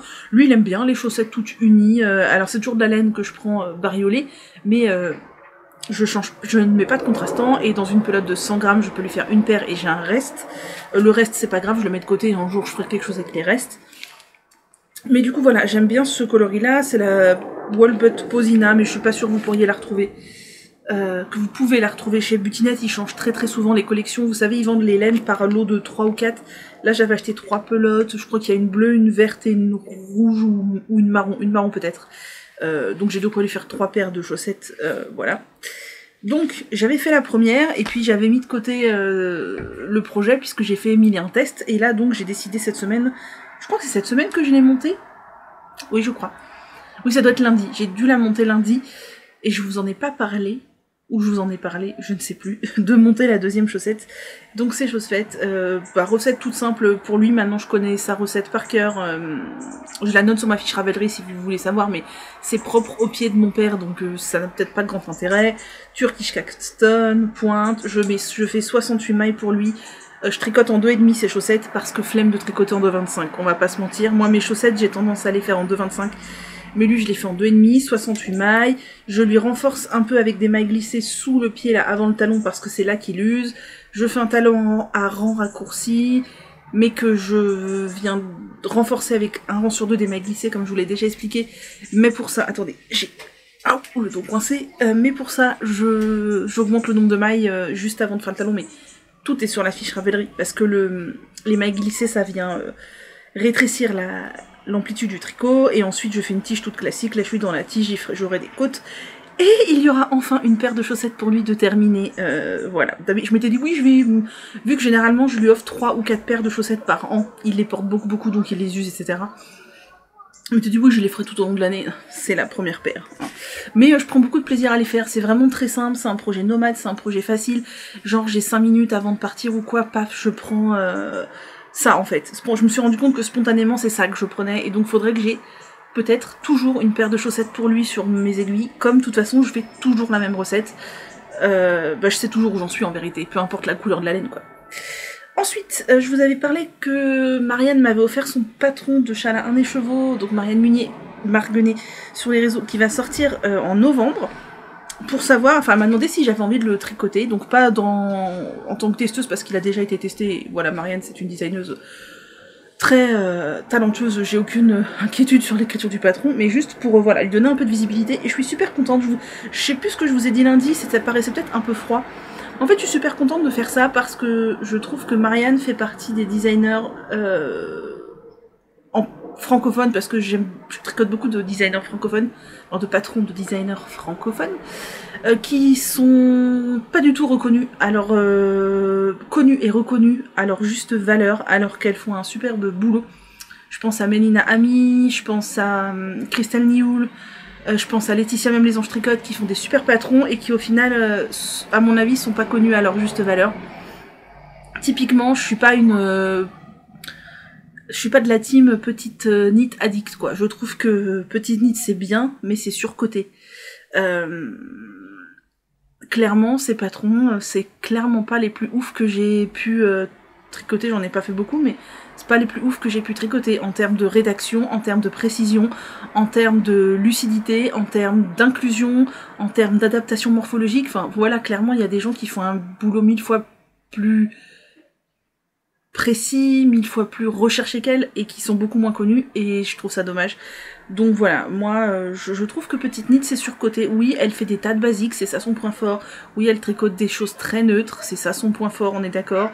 Après, bon, bah, mon avis sur la Sophie Scarf n'est que mon avis, mais clairement, quand j'ai vu qu'elle sortait ça, et qu'en plus c'était payant, je me suis dit que, vu sa notoriété, elle aurait pu l'offrir à sa communauté, quoi. C'est clair. Alors, elle a eu raison de le faire payer, hein, vu le nombre de gens qui ont acheté ce patron, qui clairement te casse pas 3 pattes à un canard. Voilà, moi quand j'ai vu ce patron, et je suis pas la seule, je me suis dit, mais clairement jamais de la vie, j'achèterais ça. Tu sais tricoter, t'as déjà un peu de bouteille, tu sais clairement faire ça. Voilà, enfin pour moi je trouve que les gens très connus du style Petite Knit c'est surcoté, c'est vraiment surcoté, à côté de designers. Alors bien sûr Petite Knit elle fait des patrons en anglais et pas que, mais du coup forcément ça touche beaucoup plus de monde. Mais il y a des gens comme Marianne, je crois qu'elle sort ses patrons en anglais, et qui mériteraient d'être connue parce qu'il y a de l'originalité, parce qu'il y a de la recherche de construction, parce qu'il y a de la recherche de finition, parce qu'il y a de la recherche d'adaptation morphologique, et voilà. Donc je suis très contente de mettre en avant un patron de Marianne, ça me fait très plaisir. Et en plus, je m'éclate vachement à le tricoter, franchement c'est cool. Dernièrement, j'avais plus du tout le mojo châle, vous avez vu, j'en ai fait quasiment aucun. J'ai fini le châle solaire, je me suis pas particulièrement éclatée. Et là je m'éclate trop, donc c'est cool. Je pense qu'il n'y en aura pas qu'une seule version parce que j'ai dans la tête une variation du motif qu'elle nous fait faire que j'aurais envie de tester, donc peut-être que j'en ferai une deuxième version. Donc je vous avais montré que je voulais tricoter ça avec un écheveau de The Woolly Skin dans le coloris Flirty Flamingo, un truc comme ça. Attendez, j'ai l'étiquette. Ouais c'est ça, Flirty Flamingo, c'est de la single, et donc j'ai commencé, et donc voilà ce que ça donne. Alors, je me suis rendu compte en les mettant côte à côte que niveau colorimétrie, on n'est pas très très loin de ma couleur du châle solaire. Il y a un truc, il y a un espèce de thème. Écoutez, ma foi, j'ai choisi cette couleur sans... Ah, j'ai mis ça dedans, mais que se passe-t-il? Manu, t'as fait quoi? Mais qu'est-ce que j'ai fait? J'ai choisi cette couleur sans du tout regarder la couleur du châle solaire. Écoutez, si mon cœur s'est tourné vers cette couleur, c'est que j'en avais envie. Voilà, donc c'est tout. Voilà ce que ça donne. Ça c'est l'envers, ça c'est l'endroit, mais en vérité il n'y a pas réellement d'envers et d'endroit, puisque c'est sur une base point mousse. Vous savez que j'adore les châles en base point mousse. Donc voilà, j'ai fait ça. Alors j'ai mis un progress keeper pour penser à le monter. Pour voir l'avancée. C'est un projet qui va, je pense, avoir une assez bonne envergure parce que on est sur une base point mousse avec des trous, donc ça va s'étendre au lavage et tout. En plus, la single c'est très très doux. Donc voilà la bête, voilà la bête. C'est un châle triangulaire qui va être rectangle puisqu'on n'augmente que d'un seul côté et l'autre côté, en l'occurrence celui-là, est tout droit. Donc il va être... c'est un triangle rectangle. Et le point est extrêmement facile. J'ai regardé le diagramme 2 fois au début pour faire les premiers rangs. Maintenant je n'en ai absolument plus besoin, je sais où j'en suis, je sais ce que je dois faire. Et ça c'est génial parce que c'est du point mousse mais avec quand même des petites subtilités puisqu'on fait de la petite dentelle régulièrement. Mais en même temps c'est très facile et ça j'adore, j'adore. Et donc bah ouais, je m'éclate vraiment. Nolwenn, mon amie Nolwenn en a tricoté 3 déjà, enfin elle est dans sa 3e version, elle a testé pour Marianne, elle a fait un sample pour Marianne et maintenant elle s'en refait un 2e et je comprends son addiction. Ce qui est très rigolo c'est que quand j'ai vu alors sur la photo du patron, je me rendais pas trop compte du rendu parce que la laine utilisée par Marianne est très chamarrée. Et quand j'ai vu le diagramme, et ben en fait, c'est rigolo parce que je connais ce point parce que je l'ai déjà utilisé, mais pas agencé de cette manière-là. Et je m'attendais à un autre rendu et c'est très rigolo. J'ai été surprise du rendu. Je dis ah ouais, en fait, ça fait ça. Et franchement, j'aime bien. Je sais pas ce que vous en pensez. Et je regrette pas d'avoir pris cette couleur très printanière parce que bah, il y a beaucoup de trous et ce serait un châle idéal, je pense, au printemps. Voilà. Je n'exclus pas du tout d'en faire une 2e version, comme je vous l'ai dit. J'ai mine de rien pas mal avancé, bah oui, parce que comme c'est facile et addictif, un petit rang par-ci, un petit rang par-là, un petit rang par-ci, un petit rang par-là, et badaboum, on a un début de châle à 1 écheveau qui, je pense, aura une belle ampleur. Donc je suis super contente, et de mon choix de laine, et du patron, et de la confiance de Marianne. Donc je suppose que si elle m'a demandé, c'est peut-être qu'elle passe par là, donc merci Marianne. Ça me fait... grandement plaisir. J'avoue ne jamais avoir été dans le groupe de test de Marianne parce que je me suis dit non, n'y va pas, tu vas être trop tentée de tester les trucs et tu fais déjà trop de tests, donc voilà. Mais je suis très contente de ce châle et je crois que en fait, ma cam, c'est les châles à 1 et 2 écheveaux. Voilà, donc j'avais arrêté de faire des châles, c'est vrai, parce que j'étais attirée par plein d'autres trucs, mais là je crois que c'est en train de me remettre un pied à l'étrier du châle. Et pour finir, j'ai castonné un nouveau projet. Je vous avais dit que je voulais faire une couverture pour mon papy, je vous en ai parlé. Il fallait que je trouve de la laine adaptée assez rapidement, avec un budget assez restreint, parce que j'ai pas beaucoup de budget en ce moment pour la laine, etc. Et du coup, je m'étais tournée vers Fil d'Art, qui faisait une promotion la semaine dernière. C'était un truc du genre moins 25% sur les fils, enfin bref. Et du coup, j'avais regardé ce qu'il y avait et j'avais tourné mon dévolu sur une laine qui, à mon sens, était adaptée. Et je suis pas déçue du tout, elle est très adaptée. Je l'ai reçue hier. Hier, je suis allée la chercher hier après-midi, en fin d'après-midi. Et j'ai castonné direct parce que j'ai 10 jours pour faire cette couverture pour mon papy. Parce que je le vois dans 10 jours a priori et je veux absolument lui offrir parce que j'ai reçu des photos de lui par mes parents qui vont le voir souvent et par exemple hier il est toujours avec ça, vous savez, sa blouse d'hôpital là qui se noue dans le dos et qui est ouverte en fait, et hier il avait visiblement froid parce que de lui-même il avait réclamé ma couverture, vous savez, dont je vous ai parlé là, celle qui fait environ 1 mètre sur 1 mètre que je lui ai offerte je sais plus quand, et il l'avait mise sur lui, mais à ce niveau-là, mais forcément une couverture d'1 mètre sur 1 mètre sur un adulte, voilà. Donc j'ai hâte qu'il ait cette couverture, qui sera plus grande, mais pas non plus exponentielle, déjà parce que j'ai pas beaucoup de temps pour la tricoter, mais aussi parce que je veux pas qu'elle soit encombrante, qu'il se retrouve encombrée avec ça, qu'elle se retrouve à traîner par terre, à machin. Donc en fait j'ai cherché sur Ravelry, j'avais pas trop d'idées. Au début je m'étais dit je vais refaire une excavation blanket en essayant de la faire rectangulaire, mais ça m'emballait pas des masses. Et puis finalement, j'ai trouvé un modèle qui me plaît. À la base, c'est une couverture pour enfants qui fait environ, je sais plus, 75 par 60, un truc comme ça. Ou 75 par... ou 65 par 85, ou je sais plus, enfin quelque chose comme ça. Donc petite, couverture bébé-enfant, mais la personne utilise du fil plus fin que le mien. Elle utilise des aiguilles plus fines que les miennes et j'ai monté plus de mailles. En fait, j'ai fait une bordure 2 fois plus large, parce que vous allez voir, il y a une bordure, j'ai commencé 2 fois plus large qu'elle. Donc moi déjà, rien que c'est une couverture qui se tricote tout simplement de bas en haut, rectangulaire. Ma largeur, je pense que j'ai facile 1 mètre, donc voilà. Et en hauteur, je peux faire autant que je veux, donc je pense que je vais lui faire un truc du genre 1 mètre sur 1 mètre 40 peut-être. Voilà, un truc pas trop encombrant, mais qui puisse quand même le couvrir. Je veux pas que ce soit une grosse couverture, mais je veux quand même que ça le couvre. Donc j'ai porté mon dévolu sur un fil pas ouf, hein, je vous préviens, mais il fallait que ça corresponde au niveau couleur, prix et taille de la laine et plus ou moins compo, donc je fais comme je peux. J'ai porté mon dévolu sur la Pingo Yarn 3, qui est ce fil là. C'est 80% acrylique, 20% laine, et on a 90 mètres pour 50 grammes. L'avantage, c'est que la couleur me plaît vachement. J'ai pris cette couleur-là, son autre couverture est grise. Celle-ci, bah, j'aime bien, ils appellent ça bleu glacier. L'épaisseur de la laine est parfaite pour une couverture, elle est douce, donc ça sera doux contre sa peau. Et elle est très agréable à tricoter, donc écoutez, ça me va, et potentiellement elle va être lavée régulièrement, donc il fallait que ça résiste aussi, quoi. Voilà. Le nom de la couverture, je ne sais plus, je vous l'aurais écrit là, parce que c'est pas du tout un modèle connu, j'ai vraiment cherché un modèle avec des mots-clés et tout, donc vu que c'est une couverture, j'ai pas cherché un modèle connu qui a été testé et tout ça, je m'en foutais un peu. Je parle trop vite et je parle trop. Je suis désolée. Je suis désolée, mais il y a tellement de trucs dans ma tête et j'ai tellement de trucs à faire encore ce soir avant d'aller au tricoter avec mes copines que... Voilà. Donc, la personne tricotée, sa couverture de base avec une petite déca en aiguille 4. Moi, je tricote donc ça avec une worsted en aiguille 5. J'aurais pu prendre du 5,5 je pense, mais en 5, je voulais que ça soit quand même assez dense et chaud. Donc 5, ça me va bien. J'ai monté le nombre de mailles prévues en fait pour le milieu de la couverture parce que... il y aura des motifs, vous allez voir. Pour l'instant, je suis pas au motif encore, mais vous verrez. Par contre, il y a un entourage de points mousse et j'ai monté 2 fois plus de mailles que préconisé sur chacun des côtés pour les bordures. Et j'ai fait du coup 2 fois plus de rangs sur la bordure du bas. Donc déjà, j'ai gagné en largeur avec ça. Et ce patron est bien fait. Alors, il est en vente il est disposé... Enfin, il y a la fiche Ravelry, mais il faut l'acheter sur Etsy. Il est en anglais, il est assez succinct, mais en fait, c'est pas très compliqué.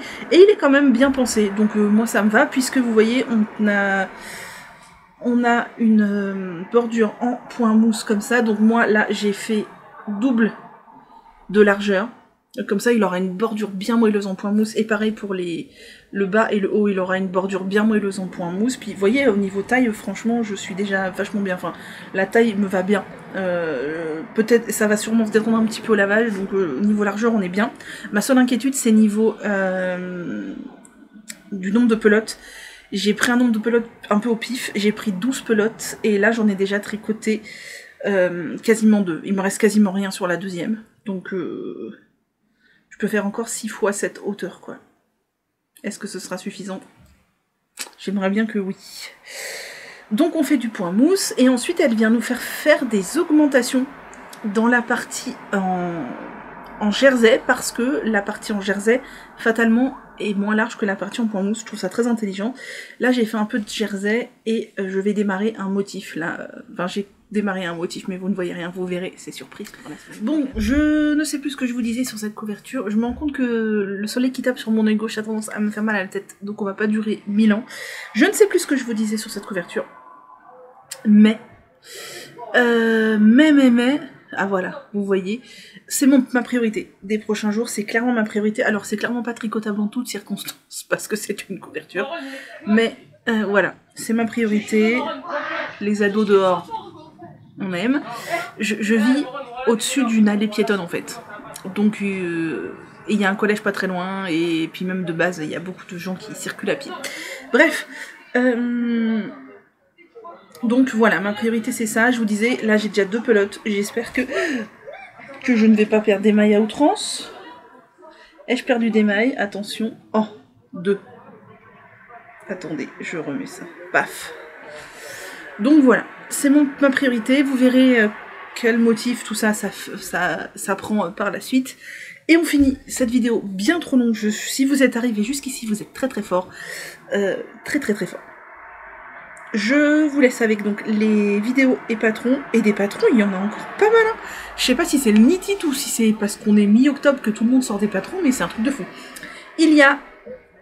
Pardon, Alice Hammer qui a sorti... J'ai l'impression que je me suis chopé le hockey. Si c'est ça, on va se dépêcher de finir. Alice Hammer qui a sorti le pull Dave, qui est un... Enfin, c'est pas un pull, c'est un gilet. Merci Manu. Le joli gilet Dave que je trouve très sympa. Il y a Hélène de l'atelier La Casavant qui a sorti le gilet Cédille, qui est un gilet en fingering sans bouton, dont le point c'est le même que mon kimono... Non, c'est quoi le nom du kimono d'Audrey Borrego que j'ai testé ce printemps? Atoul Cardigan, voilà. Donc j'ai ouï dire par testeuse que c'est très très très long à tricoter. Il y a Rachel Ilsley qui a sorti un châle que j'aime beaucoup, qui est le Low Tide Shawl, qui est un châle tout en dentelle, qui visiblement est disponible... Perle, tu m'as fait peur. Elle vient de sauter sur le truc du balcon, mais elle a l'habitude. Mais comme la table est encombrée, elle n'est... Oh, la moto maintenant. Comme la table est encombrée, elle n'est pas passée par la table, chose qu'elle fait habituellement, et du coup elle a sauté de plus bas, donc voilà, j'ai eu peur. Bref, donc c'est un châle tout en dentelle, qui est visiblement disponible en 3 tailles, dont une taille pour faire avec un seul écheveau, et je trouve ça très cool. Donc voilà, vous savez, je suis dans ma folie, un châle à un écheveau là. Il y a Mylène de Folie Ordinaire qui a sorti le gilet Laka à l'occasion du Knit It, qui est un joli gilet col V avec encolure double visiblement, et toutes les manches en dentelle, j'aime beaucoup, c'est très joli. Il y a Crystal Nioul qui a aussi sorti pour le Knit It les chaussettes Imelda. Alors là c'est pas trop mon style, mais je suis sûre que elles vont trouver leur public. Ce sont des chaussettes hautes, donc adaptées morphologiquement pour s'adapter au mollet, avec des têtes de mort et des roses. Voilà, c'est très Halloweenesque, ça va plaire à beaucoup de gens qui aiment Halloween. Le pull d'Aurélie Tixier Ralph est disponible sur Ravelry. Je vous ai dit des bêtises, maintenant Aurélie, depuis quelques patrons, elle met ses patrons en vente sur Ravelry, et je trouve ça très très cool parce que ça permet d'avoir le patron dans sa librairie Ravelry, et ça c'est vachement bien. Donc vous pouvez le retrouver sur Ravelry. Bon, le sweat à capuche, je vous refais pas le topo, vous l'avez vu plein de fois et vous l'avez adoré. Ne vous étonnez pas si vous ne voyez pas de version testeuse dans la fiche projet.